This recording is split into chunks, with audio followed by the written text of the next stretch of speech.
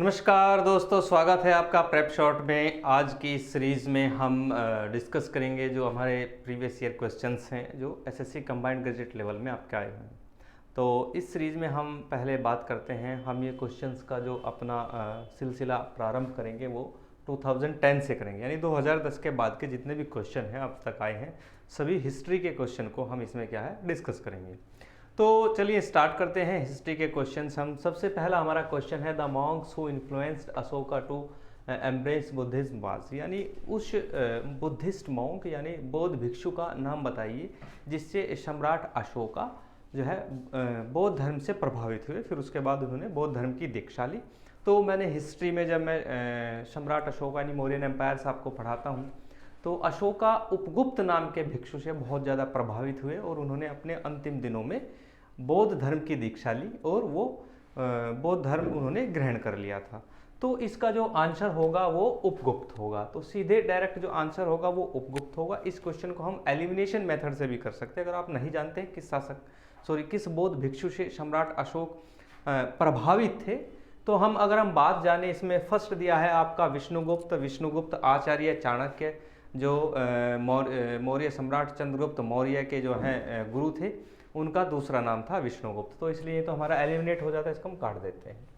ठीक है, नेक्स्ट चलते हैं। जो सी वाला है ये है ब्रह्मगुप्त के बारे में सभी जानते हैं। ब्रह्मगुप्त क्या थे? वो इंडियन मैथमेटिशियन थे, यानी भारतीय गणितज्ञ थे। तो इनका बौद्ध या किसी भी धर्म से कोई ताल्लुक हम सीधे डायरेक्टली नहीं देखते हैं, तो ये भी अब आपका एलिमिनेट हो जाता है। ठीक है, अगर हम बृहद्रथ की करें तो बृहद्रथ मैंने आपको हिस्ट्री में पढ़ा है कि बृहद्रथ जो थे लास्ट किंग थे मौर्यन एम्पायर के, जिनकी जो है हत्या कर दी गई थी पुष्यमित्र शुंग, जो उनका जो है अमात्य था यानी प्राइम मिनिस्टर था। उसने इनकी हत्या करके एक नए डायनेस्टीज की स्थापना की थी जिसका नाम था सुंग डायनेस्टी। तो बृहद्रथ कौन थे? ये भी आपका कटिंग हो जाता है यहाँ से।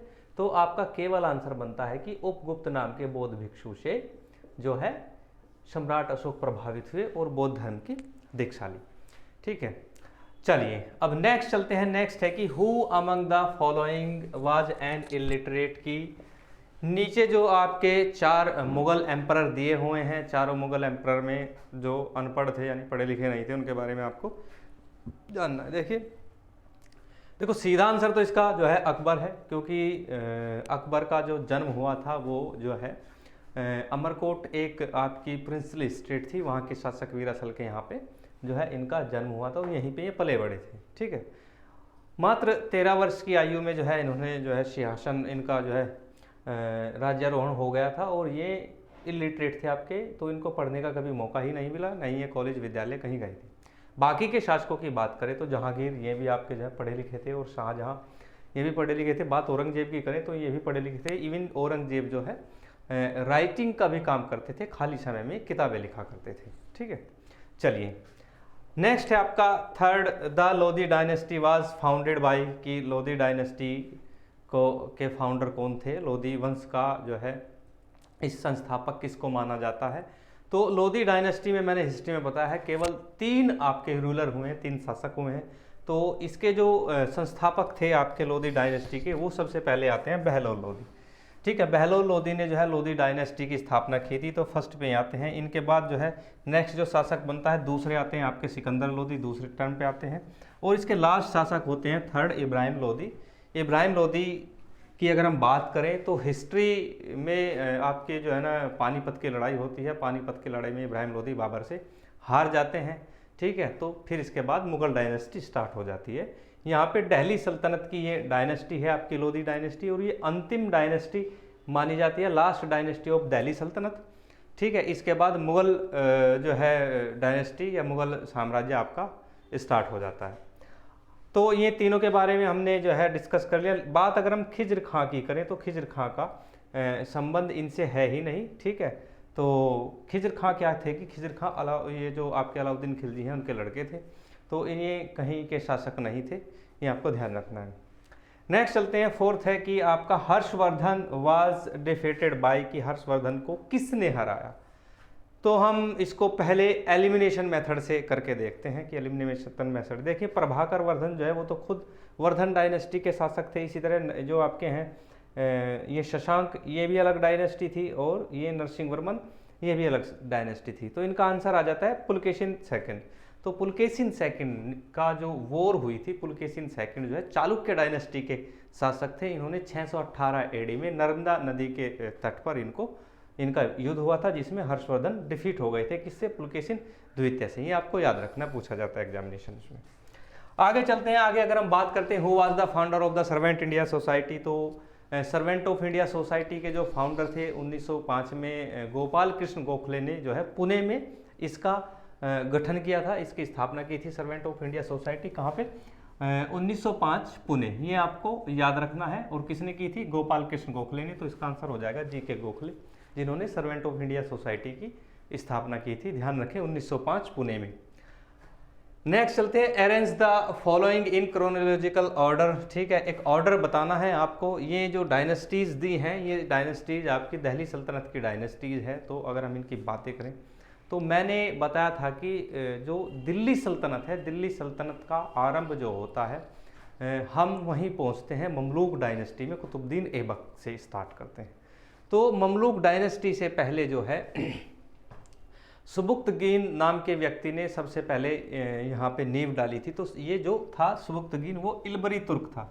तो यहाँ से अगर हम बात करेंगे तो इल्बरी तुर्क सबसे पहले आते हैं। फिर उनके जो है स्लेव्स होते हैं, स्लेव्स ऑफ स्लेव्स होते हैं, वो आगे दिल्ली सल्तनत में जो है रूल करते हैं।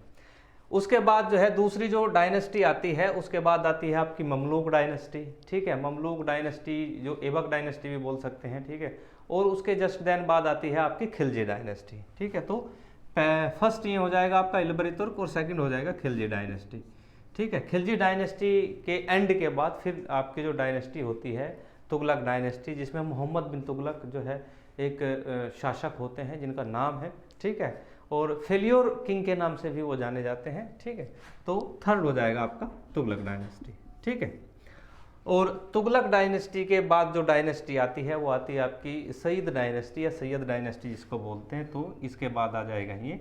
और सबसे लास्ट जो डायनेस्टी होती है दिल्ली सल्तनत की, वो मैंने बताया है कि लोधी डायनेस्टी सबसे लास्ट डायनेस्टी होती है।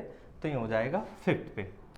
ठीक है, तो ऐसे ही आपका टर्म क्या बन जाएगी, अगर क्वेश्चन में मैंने इसमें दिया नहीं है नीचे, तो उसमें पहले इल्बरी तुर्क आए, फिर उसके बाद खिलजी आए, फिर तुगलक डायनेस्टी, फिर सईद डायनेस्टी और अंत में लोधी डायनेस्टी। ऐसे आपने करना है। नेक्स्ट क्वेश्चन करें हम बातें सेवेंथ की। Which governor general is associated with doctrine of lapse. Doctrine of lapse जो थ्योरी है, जिसको हम विवेकत का सिद्धांत भी बोलते हैं, तो उसको सभी जानते हैं कि उसको स्टार्ट किसने किया था? लॉर्ड डलहौजी ने किया था। तो लॉर्ड डलहौजी ने जो है इसको जो है डॉक्ट्राइन ऑफ लैप्स को इंट्रोड्यूस किया था इंडिया में पहली बार। ठीक है, तो ये आपको ध्यान रखना है। तो डॉक्ट्राइन ऑफ लैप्स था क्या कि उसमें प्रिंसली स्टेट में अगर कोई जो किंग होता था, वो बिना किसी उत्तराधिकार के अगर उसकी डेथ हो जाती थी, तो वो जो रियासत थी जिसको सेफ्टी प्राप्त थी ब्रिटिशर्स की तरफ से, अंग्रेजों की तरफ से, वो ऑटोमेटिकली ही जो है ब्रिटिश एम्पायर का पार्ट बन जाता था। ये थ्योरी थी आपकी डॉक्ट्राइन ऑफ लैप्स। तो ये मैंने क्वेश्चन बता दिए हैं आपको 2010 के। अब हम नेक्स्ट बातें करते हैं 2011 यानी 2011 के जो क्वेश्चन हैं उनके बारे में हम बातें करते हैं। चलते हैं आगे।